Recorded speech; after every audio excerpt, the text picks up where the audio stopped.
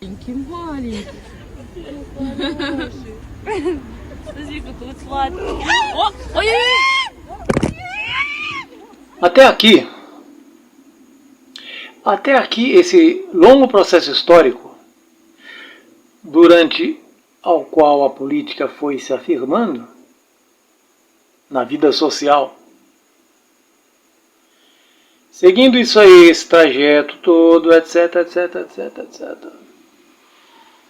Se percebe as mudanças na sua concepção, privilegiando ora um, ora outro, de seus aspectos, de acordo com cada situação.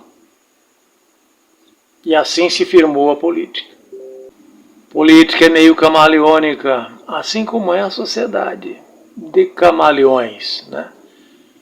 Modifica quando, de acordo com as necessidades, as oportunidades, os interesses dos homens, né?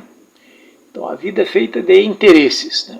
O ser humano, o material, as ideias, os desejos na matéria dos terráqueos, cravejada de interesses. Pensar política hoje já não significa limitar-se ao estudo do Estado ou dos partidos, como acontecia no século passado,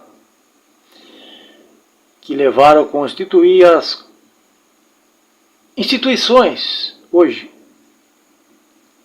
Os movimentos sociais e a política de base passariam a adquirir importância decisiva como agentes políticos tão necessários como o próprio governo ou os partidos gregos e troianos e suas atividades políticas. Falar de Grécia é falar de democracia, tá? Atenas, a Constituição de Solon, os grandes debates na Ágora. Ágora significa praça, porque democracia é feita em praça. O voto deve ser contado e as pessoas se encontrarem lá em Atenas, numa praça, para debater e depois contar também seus votos quando de eleições. A época de Péricles, etc. Pode lembrar de Esparta também. Seu espírito bélico e o ascetismo de sua vida cotidiana espartana. Espécie de contraponto da democracia ateniense. Olha, se pensa muito sobre a sociedade grega basear-se no trabalho escravo e que exigiria uma ordem autoritária. Há ainda quem fale de Platão, que teria postulado em sua república a censura às artes em nome da saúde do Estado.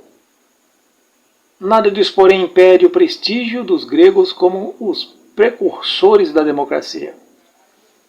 Por quê? Porque as causas disso a gente vai buscar mais no significado do que a atividade política assumia na Grécia, do que nos méritos da opção por uma ou outra forma de governo. Tirania, monarquia, democracia e por aí vai. O termo política foi cunhado a partir da atividade social desenvolvida pelos homens da polis. Polis, cidade e estado grega. Em outros locais, como a Pérsia ou no Egito, a atividade política seria do governante, que comandava autocraticamente o coletivo em direção a certos objetivos: as guerras, as edificações públicas, a pacificação interna. Esta forma de entender a atividade política como uma experiência que se reflete na vida pessoal, harmonizando-a com o coletivo, faz da política grega uma ética, um referencial para o comportamento individual em face do coletivo social. da multiplicidade da polis.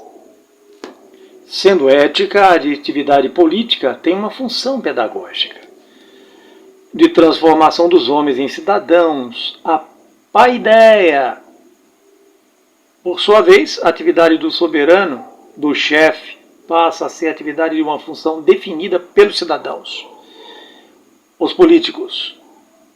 A soberania, cuja definição seria estabelecida pelas leis.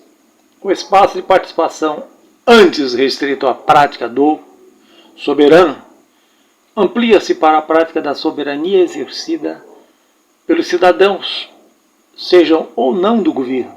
Nesse espaço se desenvolvem as discussões públicas, a prática pública do discurso voltado ao convencimento. O conflito entre as diversidades, e essa é a política. Isso é política. Não somente o Estado, o governante executivo, mas também a cidade. Reunião de cidadãos, adquire significado, participa politicamente. Como se fala em democracia se o sujeito não participa? Se alguém, algum governante, funcionário público se acha no direito de prender, mandar prender pessoas que estão agindo democraticamente. Não pode. No palco das relações entre ambos definia a política grega como um todo. Roma imperial.